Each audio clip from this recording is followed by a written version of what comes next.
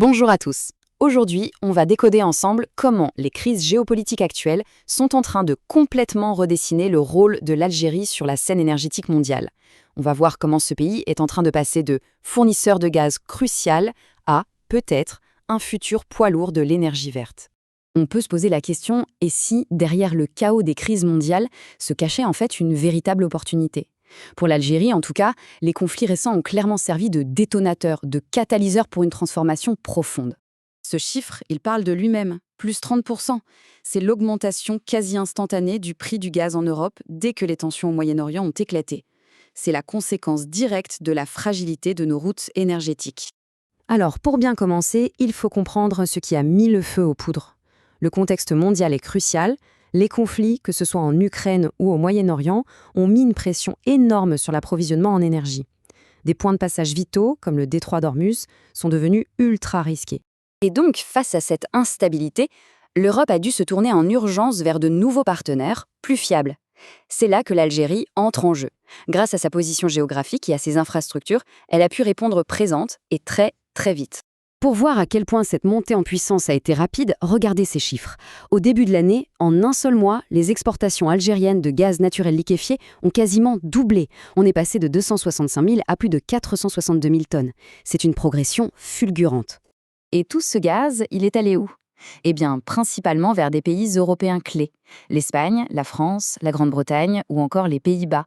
L'Algérie a vraiment renforcé son statut de fournisseur essentiel pour le continent.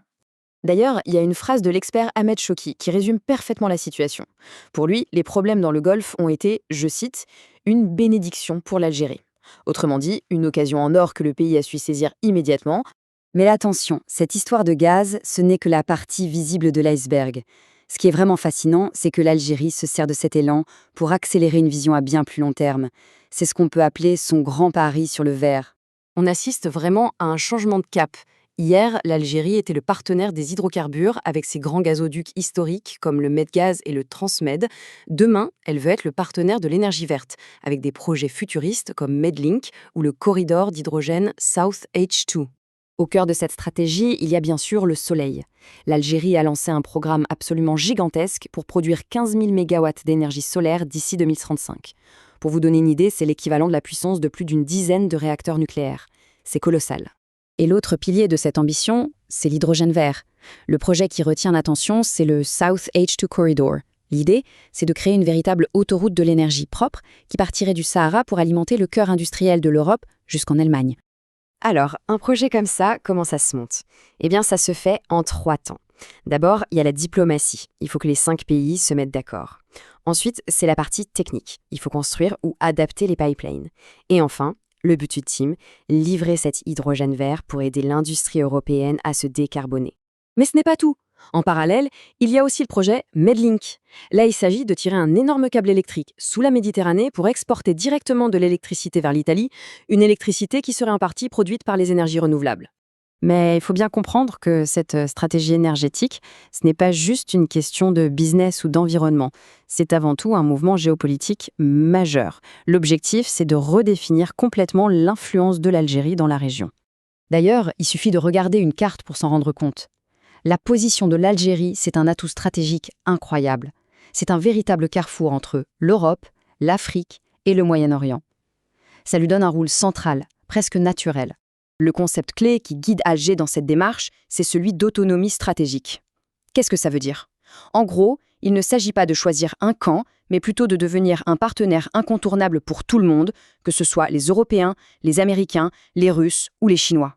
Évidemment, cette ambition est impressionnante, mais elle se heurte à une réalité bien plus compliquée. Passer d'une économie totalement dépendante des hydrocarbures à un modèle vert, c'est un défi immense. Les données officielles ne mentent pas. Les émissions de gaz à effet de serre de l'Algérie, loin de baisser, continuent d'augmenter. Et comme on le voit très bien sur ce graphique, c'est le secteur de l'énergie qui est le principal responsable. Le cœur du problème est là. Et voici le chiffre qui explique tout. En 2022, 90% des revenus à l'exportation de l'Algérie venaient des hydrocarbures. 90%. Changer un modèle économique aussi dépendant, ça veut dire réformer tout le pays en profondeur. Ça demande des investissements colossaux et surtout beaucoup de temps. Ce qui nous amène à la question finale, un géant des hydrocarbures peut-il vraiment devenir un leader de la révolution verte. L'Algérie est face à une opportunité historique, c'est certain, mais la route est encore très longue. L'avenir nous dira si ce pari audacieux sera gagné. Merci d'avoir suivi cette analyse.